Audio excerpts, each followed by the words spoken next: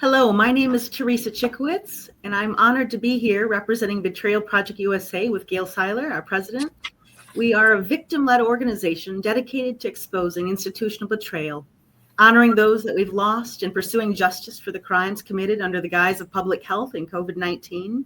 You can learn more about our work, view our victim stories, and submit your own story and get involved by visiting our website, betrayalprojectusa.org. You can also follow us on Rumble, BitChute, X, which was formerly Twitter, and searching Betrayal Project USA, or by just going to our website and linking to our social media page on Facebook, for example. Today, I have the privilege of speaking with Teresa Bloomfield and Phil Price, who lost their daughter, Kayla Juvinall, who was 29 years old, to the deadly hospital protocols in the state of Illinois. Teresa, Phil, thank you for being here and for your courage and sharing your story publicly with us. Let's start from the beginning. And if you could tell us a little bit, taking a step back, tell us a little bit about Kayla.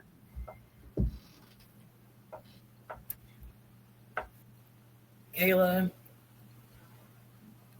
was a beautiful 29-year-old woman in the beginning of her young adult life, being a mother. She had been married for 3 months, and she had a little girl she has a little girl that was 6 at the time, and a little boy that was 3, and was pregnant with her third child. She loved having a family. It was her little family. Kayla was, from the time she was 5 years old, she always wanted brothers and sisters. And unfortunately, her father and I couldn't have any more. And I remember the first foster child after we got licensed that we brought into the house, and her eyes lit up. And every last one of our 3 babies that we got were drug exposed. And I remember her at the age of 10 and 11 coming in and saying, "Mom, go to sleep. I got Lucas, or I got Caitlin. You go rest." And she would sit there and she would hold him and rock him.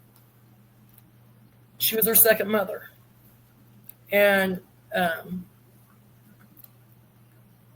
her life was just family orientated. We grew up together. I had her at the age of 21. She wasn't just my daughter. She was my best friend. We ended up having a family of 6. Her youngest brother is 5. Her oldest brother is now 21. She has a sister that's 20 and a sister that's 18. And then she had her 3 children, her youngest one being Kyrie, who was born the day that they intubated her.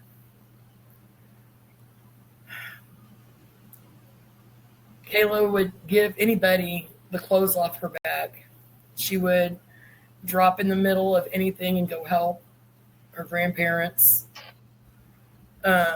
She would go help friends. She would go stay with her biological family. She was just a very loving soul.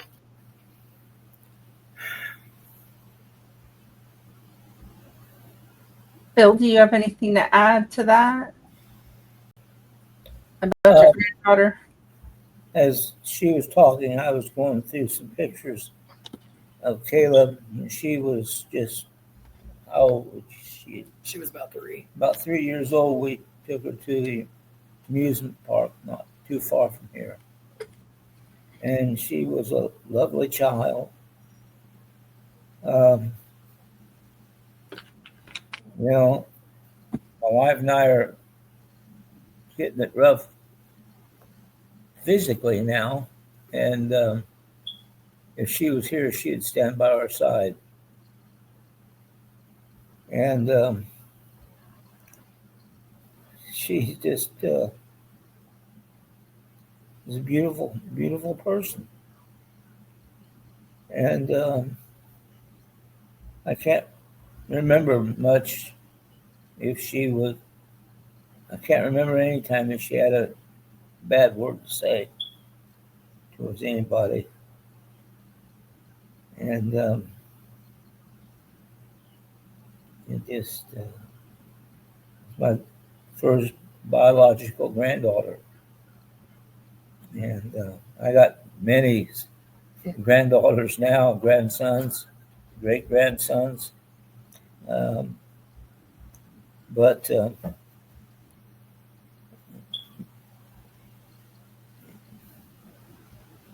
single her out, she was the most loving person that I knew. I was proud of her.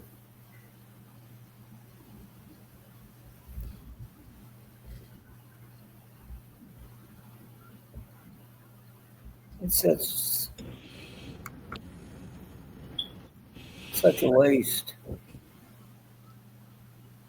We understand. We really do. Tell us about at some point in 2021, August,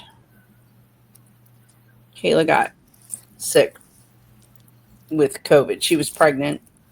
Yes. Tell us about how that came about and she ended up in the hospital. It was about August. I do believe it was like August the 16th or the 17th. Our teenagers ended up coming down with it first. And we had them quarantined. And we were doing what we were supposed to do, trying to keep us separated and everything. And hers just started she started just having a little bit more trouble breathing. And mind you, it just kind of scared me because she was pregnant.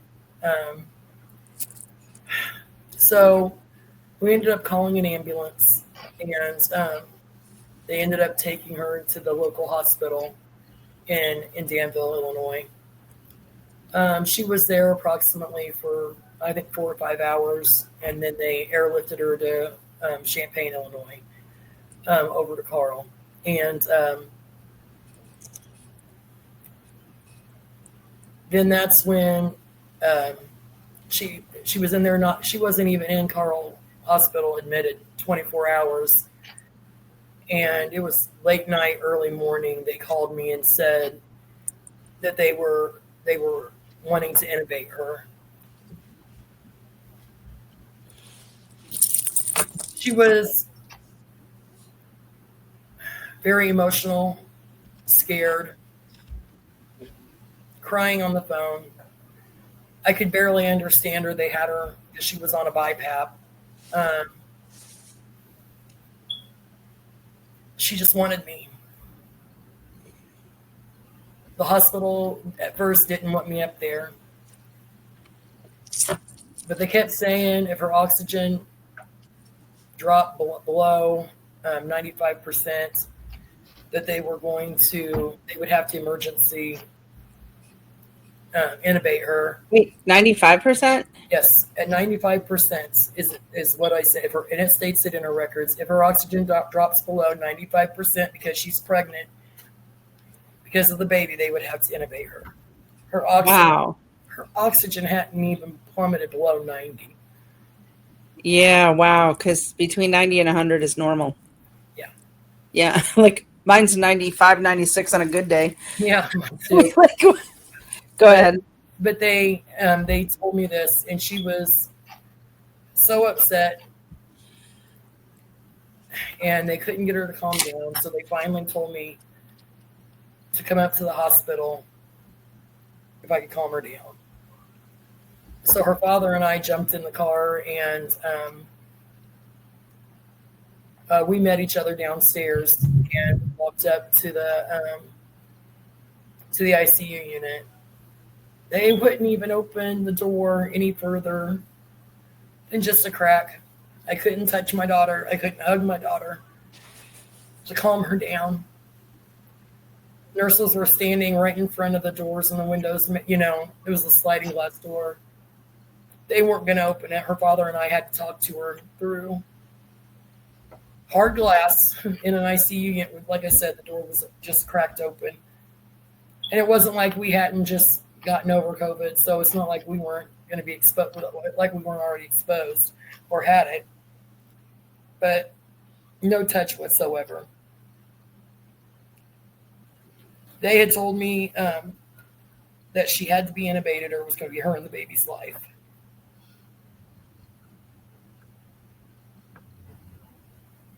Hindsight, looking back now, I wish I hadn't, but I told my daughter, go ahead and sign it, baby. I can't lose you. You got to think of you and your baby.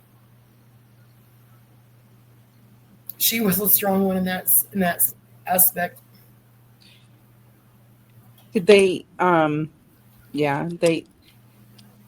so they really worked up the emotions, but in lieu of, like, they didn't give you informed consent to say she'll No, likely die.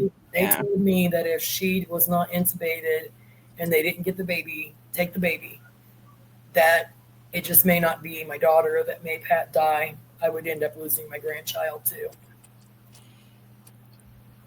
They told me before they took her back, they told me and her father, this is the best thing for her. Her lungs are going to be able to rest so she can heal. She ought to be off the ventilator within a couple days. How many days? I'm sorry. No, I was going to say, how many days was she in the hospital when they intubated her? One day. It wasn't even a full day. And they didn't mention anything about, let's just say, budesonide or any of the other known treatments out there they didn't mention anything about that. No, after she was intubated, my dad had asked the doctor. I was standing right there. We couldn't remember the name of it, but Dad asked the doctor, I want my granddaughter to have ivermectin medication that was used for President Trump. Oh, was it Regeneron or ivermectin, hydroxychloroquine? It was the one. I don't remember exactly which one. All I know is that it was Trump had gotten COVID. Yeah. He had some treatment and we had heard a lot about it and I can't remember the name of it. It's been so long ago, but Dad specifically asked the doctor and the doctor told us that wasn't an approved treatment and they only used the treatments that were protocol passed by the FDA or pharmaceutical, whatever it is. Yeah, FDA, CDC. Yeah, okay. That's the only medicines that they would use. They couldn't use anything else. So did they so they intubated her and did they take the baby right away? You have to understand, she was taken into Carl. It was like late on the 23rd, late night, early morning hours. So she got there on the 23rd. The 24th was the morning we were in there. Yeah. And they were saying they needed an intubator to do a cesarean to take the baby. So she wasn't even in there. I wouldn't say she was in there more than 12 hours if she was in there that long. They intubated her. The way I understand it, if I've read her records correctly, at first I thought they told me that they took the baby, then they intubated her. But from if I understand what I was reading, they may have intubated her and then took the baby. Yeah, that's what I was thinking. My daughter never got to see her last child. Mary and I were by her bedside that last day. And you know how you can look at people that you know real well and you can almost read their mind. And as I looked at my granddaughter, laying in that bed, incubated, tubes running all over the place. I looked at my granddaughter's eyes, and she was trying to tell me, help me. And there was nothing I could do. She was asking, not audibly, but through her eyes. I'll never forget the look on her eyes. Help me.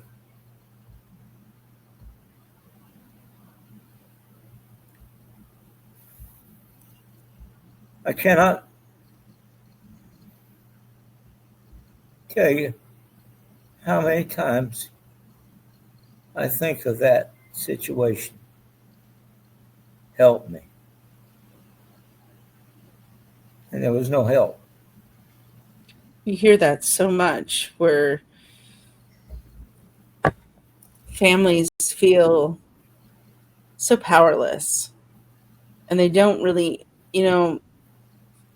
they one of the things that we notice in all of these stories is how the hospital has thrown these families into utter chaos and very little information, and you can't be in there. There's you couldn't be in there to touch her before she was vented, but you could be there to touch her after or even at the end, and it really doesn't make sense because you were in a house together or you were together, right?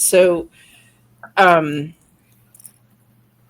so and then we hear this, I felt powerless and I couldn't help them, and they tried to vent people very early. That's why I asked you how long she had been, because once you vent somebody, there's nobody coming to take them out of the hospital, because what are you going to do, right?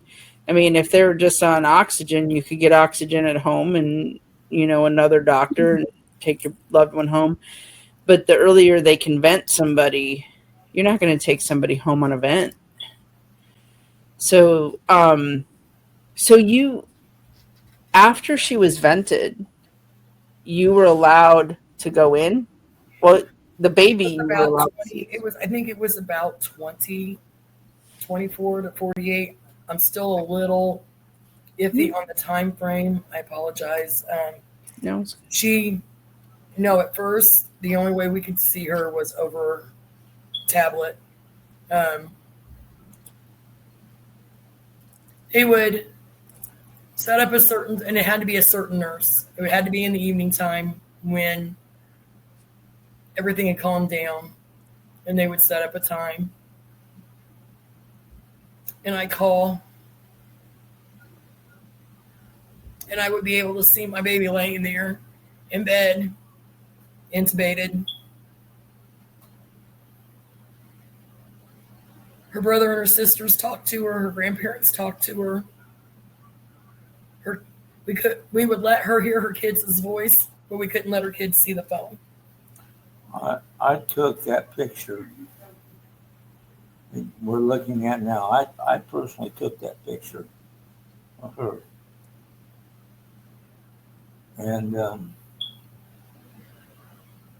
now, after hearing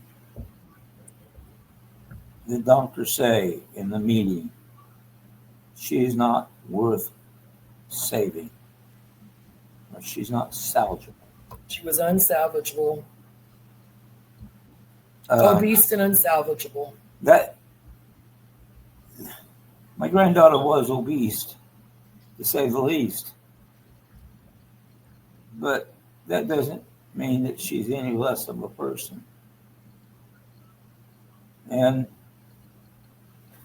so he put those words together, obese and unsalvageable, as if to say she's not worth my time. We hear that a lot, especially in some of the other cases as well, where they blame, they blame it. They'll mention weight, just blaming everything that they've done to this poor person by injecting them with all this medication that makes their blood toxic, and they try to come poison with some excuse, as if it gives them the right to just to not help. And we hear it. They'll mention the weight. They'll mention the vaccination status, as if being unvaccinated makes you unsalvageable or unsavable or not worth it. We hear them mention disabilities, the number of disabled people, elderly, you name it, and they will say they're not worth saving. Well, that was said during the family meeting we had. He also said, not only in that meeting, but he said it to me personally prior, that we have patients needing that machine and that bed. Just taking up space is what he was referring to. Exactly. It's just terrible. And I will throw this in, that members of our church, the husband had contracted COVID-19, and he died very shortly, and they would not allow his wife in to see him at all. Yeah. We hear that so often. And so she has no idea what happened. Unless she does know, then she should tell her story, because they kept people out, so they didn't know. So Teresa, you were I'm going to pull up a picture here. You were going back and forth between your grandchild and your daughter, and there was a time, I think you said they were both on palliative care, or they both Kayla, I learned, I would say several days later, was on palliative care, and Kyrie she wasn't even 2 days old when I learned this. And then I found out the palliative care also had been in to see my granddaughter. And so Teresa, I apologize to interrupt. I want everybody who's listening to this to understand they did not inform you, or you did not have the ability to acknowledge that you wish palliative care for your daughter. Can you confirm that? No, I didn't ask for palliative care. I didn't even know palliative care was assigned. I wasn't planning on my daughter dying. I wasn't planning on my granddaughter dying. It was just there, The reason why I found out is because I walked into Kyrie's NICU, which they had her segregated in a room by herself because she had been born with a mother that had COVID. So she was in a room locked away. And I walked in, and there was a little teddy bear inside of a plastic bag sitting in my granddaughter's incubator. And I asked the nurse, I said, what's this? I said, that's cute. What is it? That's the bear that your daughter had. We put it next to your, the ladies from palliative put this bear with your daughter for a day, half a day or a few hours or whatever. And then the bear that your granddaughter had, we took it up to her mother's room so that they could smell each other. Is that the bear up there? Yeah. Oh, no, that bear isn't out here anymore. It is. It's that one right there. The little brown one. And they put it but yet I had asked over and over again, can we take my granddaughter down there just so she can have skin to skin contact with her mother so that Kayla can feel her, so that she could feel Kyrie. And they wouldn't. They wouldn't do it. Too much of a risk of COVID. This is the bear that my daughter had. Can you hold it up a little higher? I'm sorry. It's okay.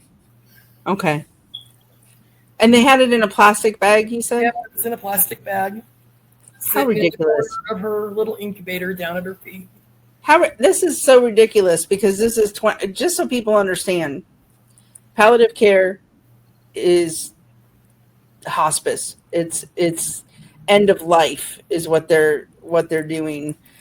That's the first thing. And the family wasn't notified.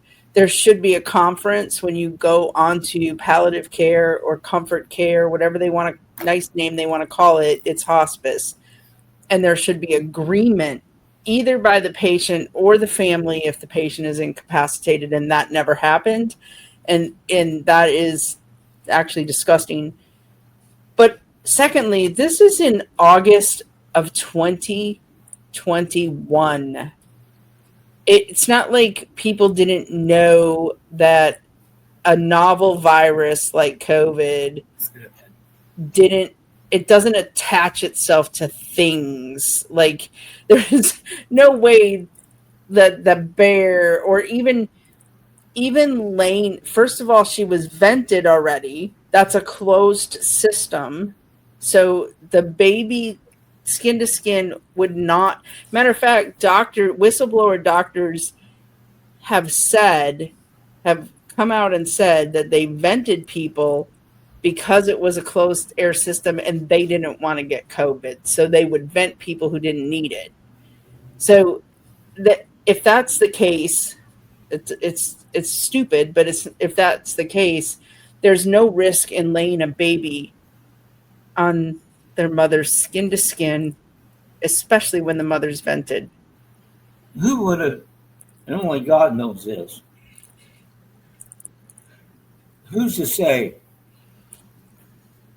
that skin to skin contact would have encouraged my granddaughter? Yes. I'm a pusher. I push. I hurt, but I push. Yeah. Okay? I'm going to get verbal here. I'm going to preach. But who's to say that skin-to-skin contact would have not encouraged my daughter to go on? Yes, it would have. They know that because hope. They stripped hope from patients. And hope is the biggest motivator. Hope has been the greatest cure and the greatest motivator for people to get better in hospitals for generations. Like there's nothing like, you know how many times people make these amazing comebacks and it was their families, their loved ones, the hope, the holding of the hand, when they isolated patients. And especially in these cases, because we hear them where they force deliver the baby, vent the mother, give the mother toxic drugs, and don't let the skin-to-skin contact happen. A mother, and mothers out there, you know it, that connection with the child that you gave birth to, there's nothing you wouldn't do. Like, I think you're absolutely right. Skin to skin contact with the baby would have made her, she would have felt that even on the vent, people we hear it over and over from survivors. I heard my family. I felt my family. Families will talk about a tear that dripped down, that type of thing. So you're absolutely right. You're absolutely right. So, Teresa, you were going back and forth between your grandbaby and your daughter. Tell us what that was like. Pure hell. Scared that when I left one room, one floor, to go to the other floor, that something was going to happen. Fear of knowing that I was going to have to answer questions when my grandkids would call. Yeah. They wanted to see their sister. They wanted to see their mom. They wanted to talk to her. Mm. And tiring. I didn't sleep much during that time, so my time runs. It's like almost like one continuous day. Yeah. So it was from August the 23rd through September 30th that I was running back and forth in between both rooms. And if it hadn't been for my mom and dad being up there, Kayla would have had even less contact. I had to argue with the NICU nurses to use my daughter's badge to get into the NICU because it wasn't the mom. I had to ask for extra badges and get it approved through the hospital for my parents or my daughter's mother-in-law that was here at the time and was also helping me between the NICU and Kayla's room. Just to get in to see my granddaughter was almost hellacious. The hoops I had to jump through. I understood sanitizing, but this was beyond because they knew. So, they stood there and they watched me sanitize and scrub from the elbows. And I understand it's a NICU. There's babies in there with low immune systems. But I would have to scrub. And then I'd have to suit up. The first day I was able to actually hold Kyrie because they wouldn't let anybody hold her. They kept her in the incubator. The first day I was able actually to hold her, I came in fresh from the house. I seen my granddaughter first because I didn't want any problems with the nurses because I was planning on doing skin to skin myself. And so I wore a low-cut shirt, a scoop neck where I could pull it down so I could put the baby up against my chest. And I sat there, and they only let me hold her for 5 or 10 minutes, and I had to put her down because they was afraid that they didn't want her out of there, even though she was on oxygen. She had tubes in her, feeding tubes and stuff. I could only hold her very few, and then I'd have to put her down, and we could only be in there during certain times. So it was really complicated trying to maneuver the rooms with the schedules because eventually I couldn't get back on the ICU floor where my daughter was. After our family meeting, they told us we couldn't talk to any other doctors or nurses about my daughter's case, that we would only be able to talk to the main doctor, which was the head of thoracic surgery, cardiovascular surgery. They give you a reason for that? Yes, because they said that I was not understanding my daughter's condition, and I was not understanding what doctors and nurses were saying to me. That I was taking what I wanted to take out of the conversation and not what they were saying. So in other words, I was getting information from the nurses and doctors, like if my daughter stats went up, if they were able to drop her oxygen back a little bit, that was hope for us.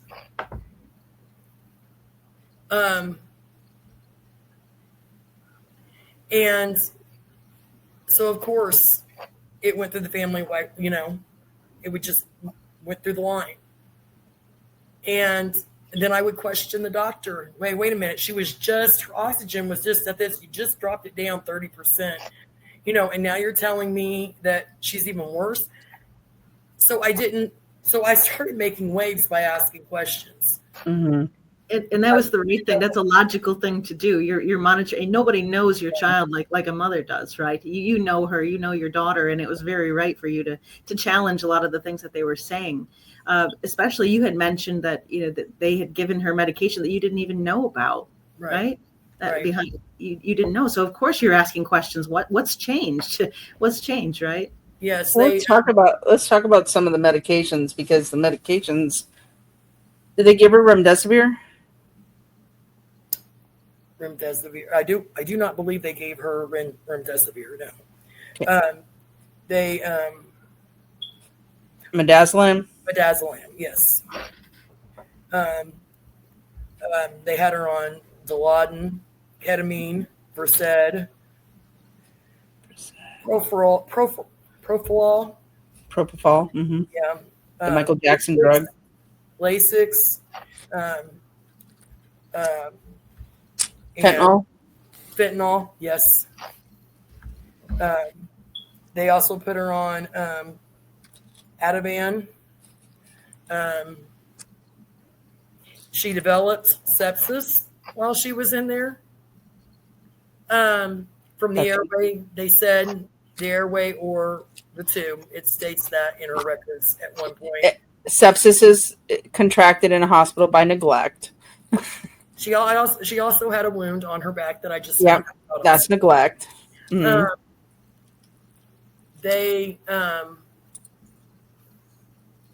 I lost my train of thought. I'm sorry. Drugs. Drugs. Yes, I would come in and they would be putting her on a different antibiotic. They didn't know if it was sepsis or if it was, I'm trying to think of the name of that. It's an open sore. I can't think of it right now. But once you've had it, they usually don't put you in a room with other patients because we carry it in our body. I can't remember the name of it. But they, her airways had deteriorated so bad. Also, the ventilation tube was not placed in her right. It was leaking air instead of into the lungs, into the cavity around her lungs. We've heard that a lot. She developed emphysema in her lungs from it says from being intubated.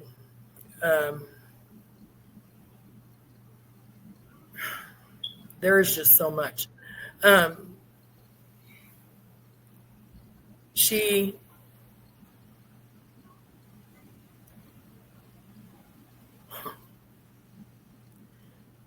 at the end, after they had put her on ECMO,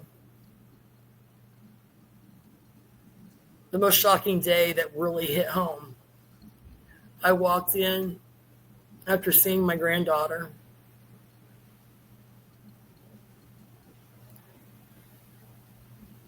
And on the table, which is very sweet. I've got this to this day, and I do keep it, and I'm very thankful for it. But on the table in my daughter's room, there was a handprint made.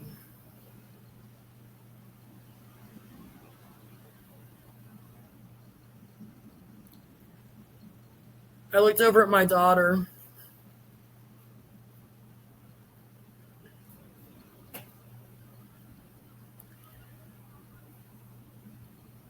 Where her rosy cheeks used to be, there was blood coming down from her eyes, out of her nose, out of her ears.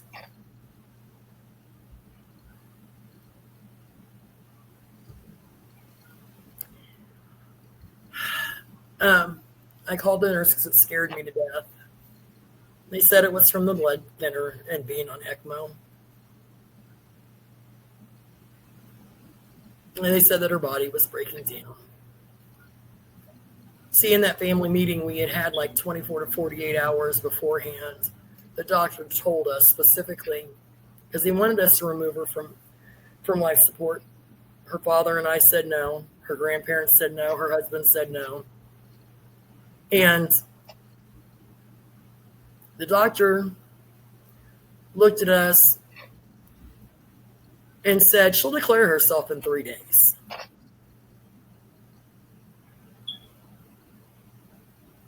I said, she'll declare herself? Yeah. She'll declare herself in 3 days. That's when my husband had gotten a hold of the local news, and he talked to them. And 3 days later, my daughter was dead. She bled out. They wouldn't take her into the emergency room. They said they didn't have enough blood to keep in my daughter's body. I had just left the hospital. They told me she was stable. I still don't understand all the ins and outs, but I know there was some sort of a procedure done that day after I left. I asked them to take her into the surgery.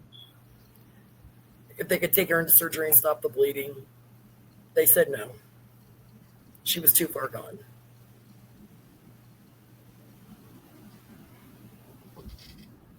Then I was faced with the question on, do I want to make her comfortable? Well, of course I want to make my daughter comfortable. I don't want her suffering.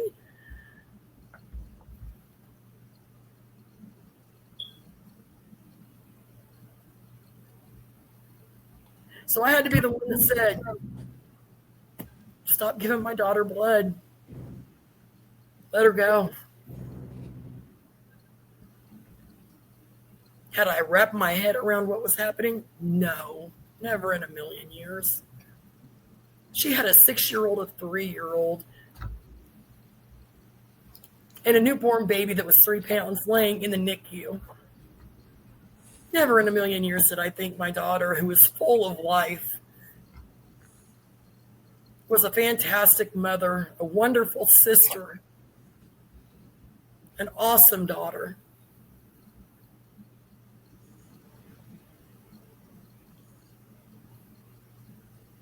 See, the original plan was because Mom was older in life. Kayla and I had talked about the fact is because I adopted my youngest child at the age of 49. And we had agreed together that if something happened to Mom, that Kayla would take over my youngest adoptee and then help with her sisters and her brothers, the rest of them. And that was in March of 2020, the weekend that they shut down the schools was when my youngest son was born. I didn't know that I would be burying my daughter. And that was that was all another new experience, because after she passed, I asked for an autopsy, not once, but 3 times, and was told no. I demanded an autopsy. I was told no. We know. Not even a toxicology, huh? Nope. They wouldn't do. Nope. And of course, we didn't have life insurance. Not on my 29-year-old daughter. Right. We are a work from check to check, month to month family to pay our bills. Yeah. Right. I never thought in my worst nightmare that my 29-year-old daughter with 3 kids would die. I can interject here that being that I'm a pastor and I have pastor friends, but I also have made acquaintances and friends with people that have funeral homes, and so there's one funeral home in Marshall, Illinois, made it possible that we have the services there on a red casket because we couldn't afford anything else. And today, we owe that funeral home several $1,000s. There's no way I can pay that. I try to pay on it as often as I can. But if it wasn't for that funeral home in Marshall, we would not have even been able to have what was consistent of a funeral, if you want to call it that. Because of course we had you had the COVID warnings, even at the funeral homes, you couldn't have over so many people. And I had to retain custody of my grandchildren. So we kind of kept it as hush as we could. Yeah. But if it wasn't for that funeral home, we would not have even been able to have a service of any kind whatsoever. We had to have her cremated, which never would have done.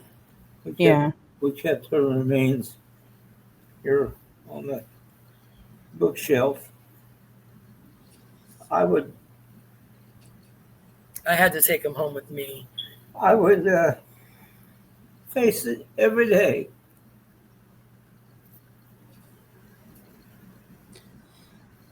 It got so that it was bothering me mentally.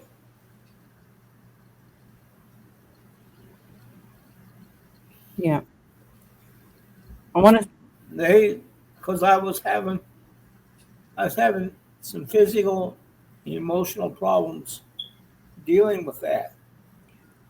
That my two children, my son Mike and Teresa, said it's time we take it out of the house. So they took Kayla out of my sight.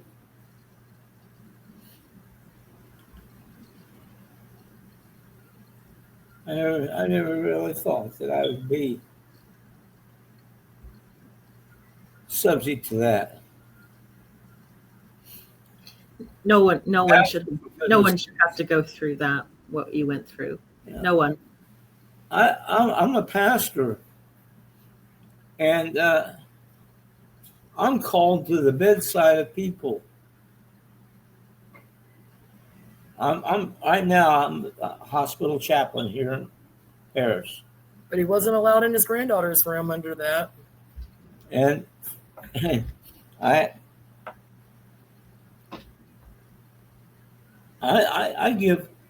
try to give hope wherever I go. That's right. And they weren't allowing me.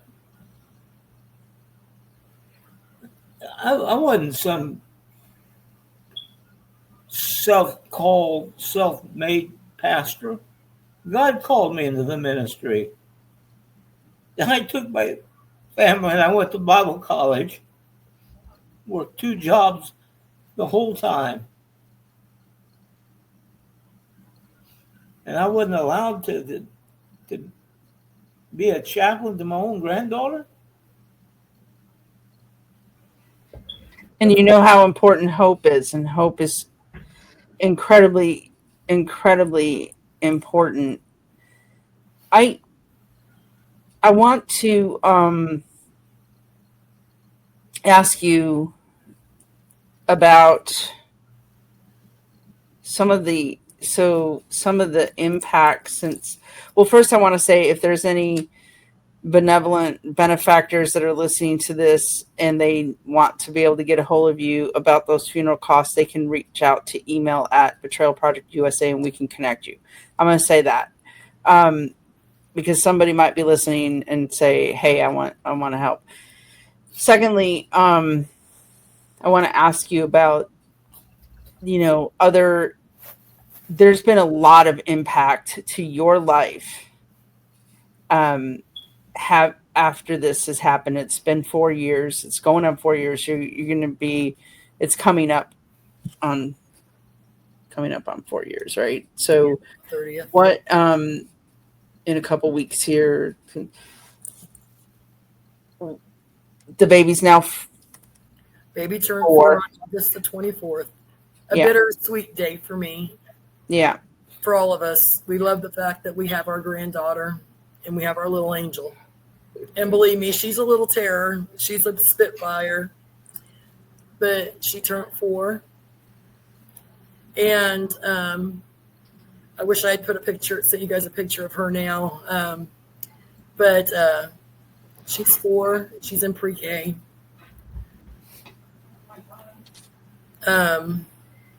Yeah, that's. I forgot where I was going again. I'm sorry. So we were talking about the impact. So she turned 4, and how are the other kids doing too? How are they all doing? Because the children, it's a huge impact. You've had to instead of your plan, if something happened to you, you had to take on your grandchildren. Yeah. Well, first of all, Tommy Lynn is 10 years old and in 5th grade now. Harlan is 7 years old and he is in 2nd. Kyrie, of course, is 4 and she just went into pre-K. The questions still come. Tommy Lynn was, of course, the one that it hit the hardest because she was the oldest at the time. She'll come to me or my mom or my dad. I always know when she's wanting to ask questions or if she's missing Mom, because she'll say, "Mom, I need to talk to you." Her life took on a dramatic change. She has anxiety, severe anxiety about doctors, about being away from the family, about when I go to work, because the kids were asleep when Mom got taken to the hospital. So they woke up and Mom wasn't home. Mom never came back. So their life is significantly different. Tommy Lynn went through almost 2 years of counseling. Harlan is just now starting to ask more questions. He loves to sit and look. He'll ask me every now and then. He says, "Mom, can I go get pictures?" And I know what that means. He wants to look at pictures of him and his mom. So I keep him in a box so that he could physically touch the pictures. And he'll take the pictures out one by one. And he'll say, "This is me and my mommy."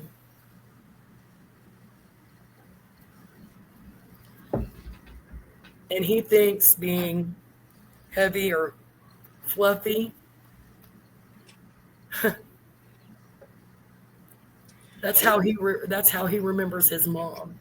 Because he'll come up to me and he remembers playing with his mom's arm, just little things.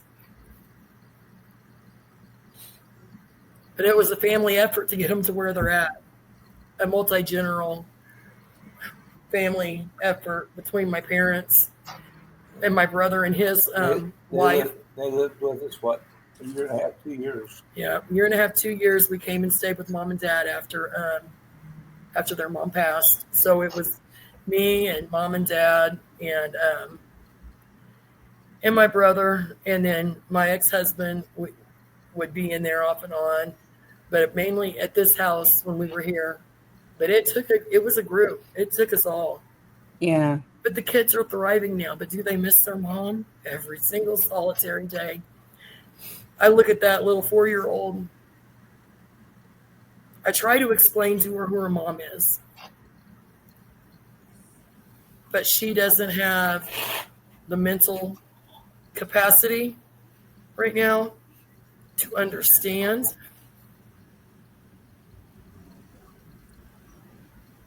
that I'm not her mom, even though I tell her I'm not. I'm grandma. They always call me mom, but she doesn't understand. She doesn't know. My last church was in Denison, Illinois, Lighthouse Baptist Church. And when we started that church, Kayla was just 8 years old. Yeah, 8 years old.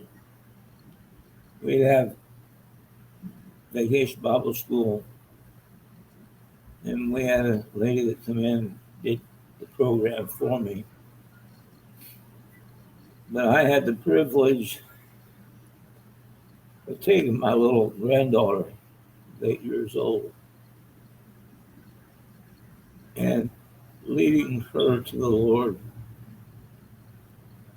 and being able to baptize her.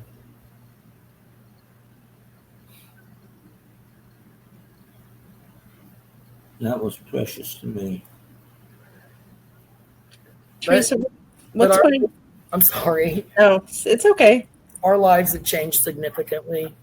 My ex-husband and I now raise the 3 grandchildren.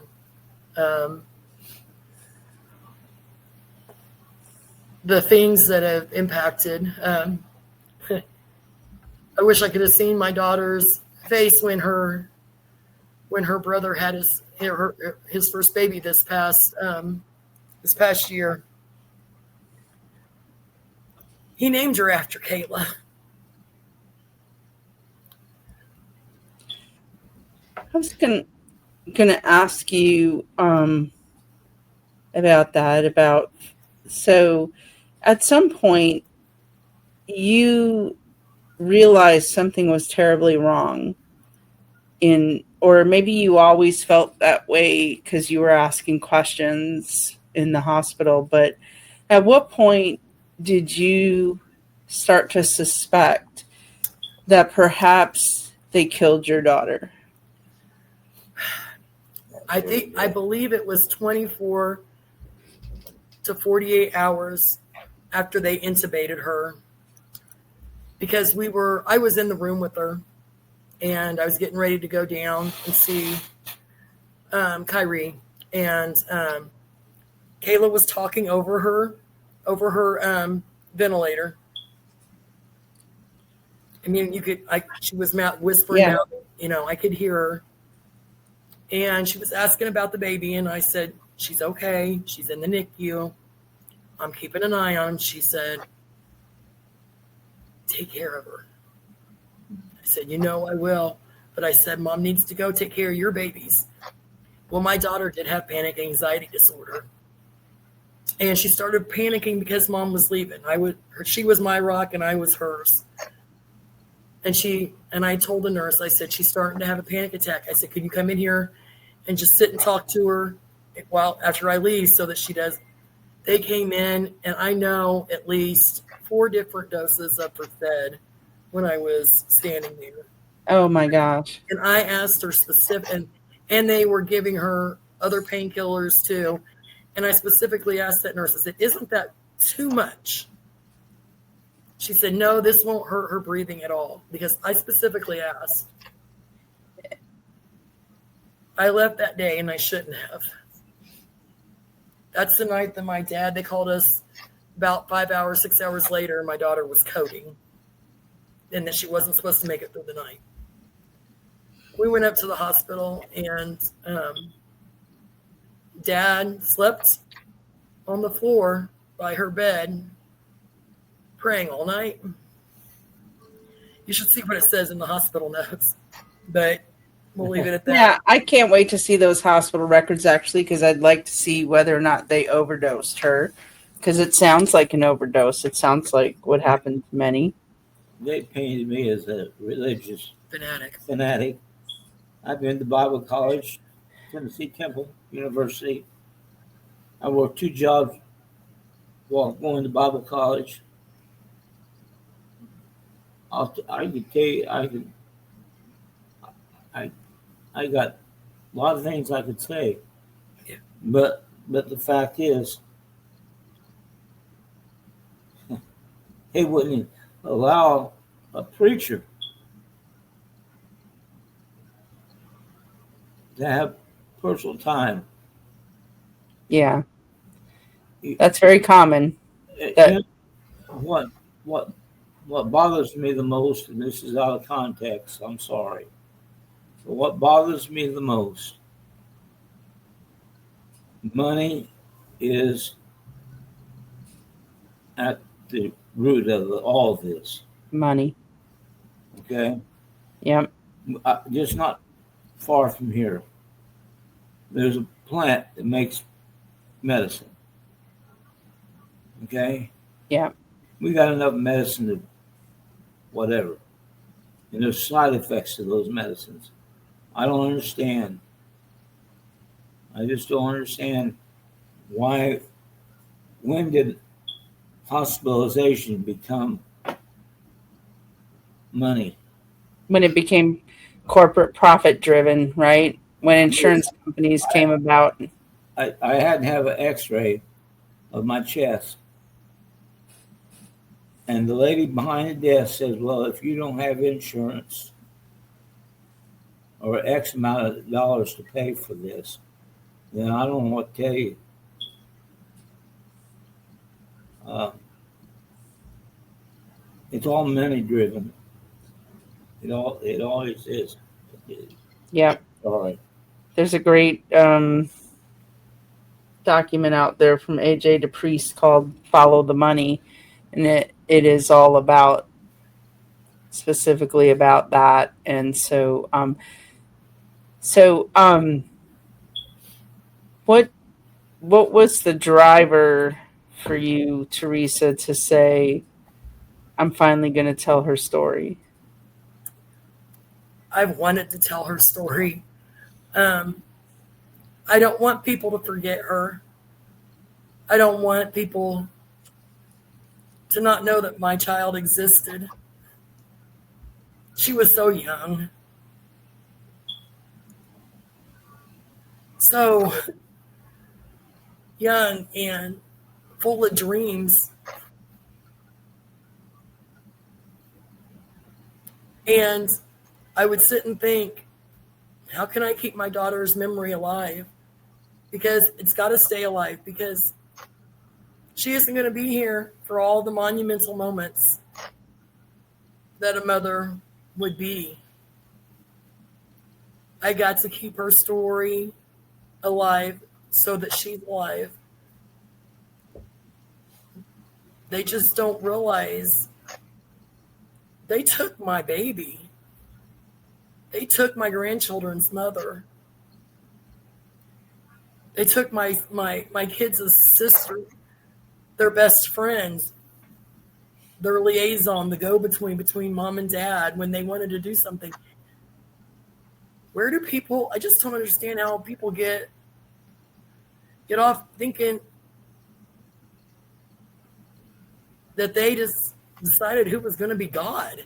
I've got to keep my daughter's story out there. There's 3 little ones that need to know their mom lived and loved them with all her heart. Yeah, I mean, we certainly at Betrayal Project USA are going to keep trying to hold these people accountable and, achieve some level of justice this side of heaven. But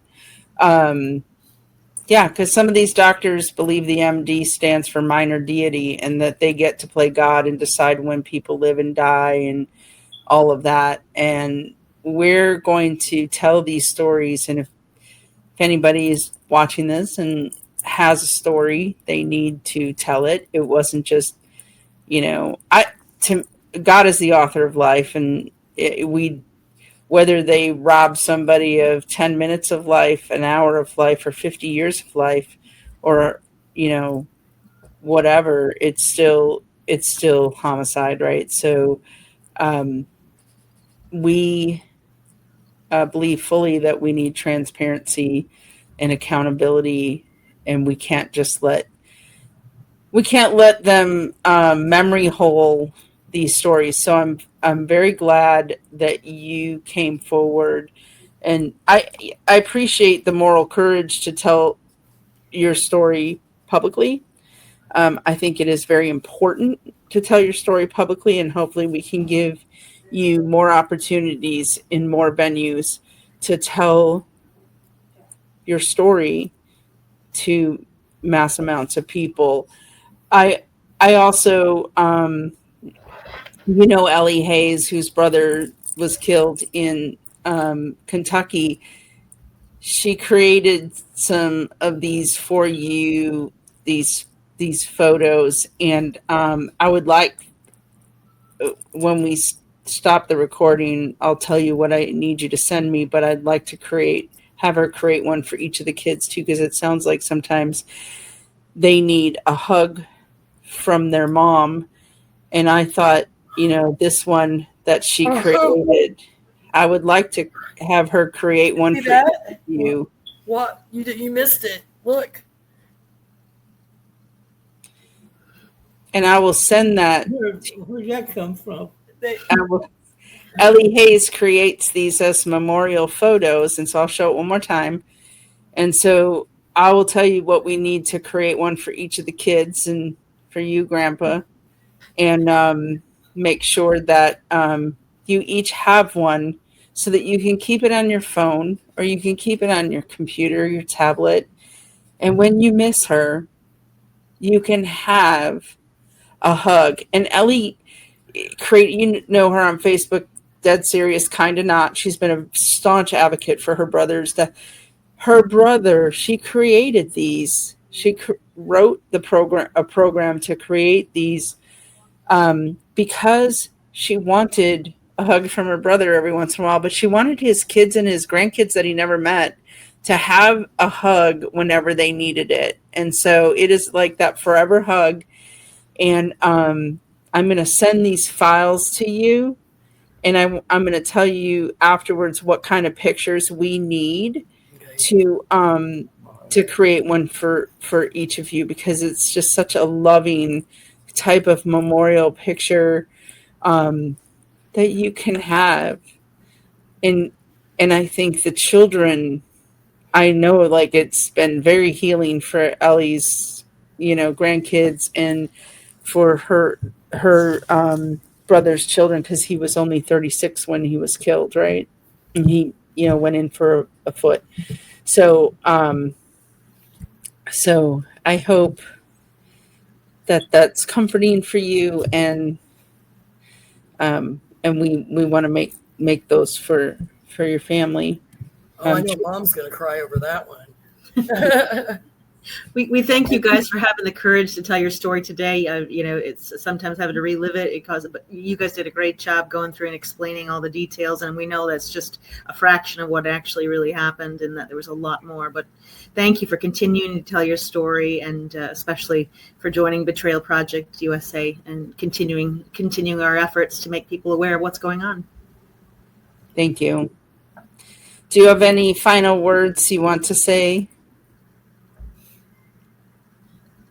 I guess just one word, one phrase is, I want to meet that doctor and have him apologize. That's what I want. Yeah. I want him to understand what he did. Yeah. Okay? Yes, it's what they did, but it's what he did. What he did. He could have said no. I'm going to get political here. Okay. I'm going to get political. He's going to start preaching now. Okay, stop. Okay. We have the audacity in this country to bring in illegal aliens. Stop. Sorry. I got to tell my father to stop now. Thank you.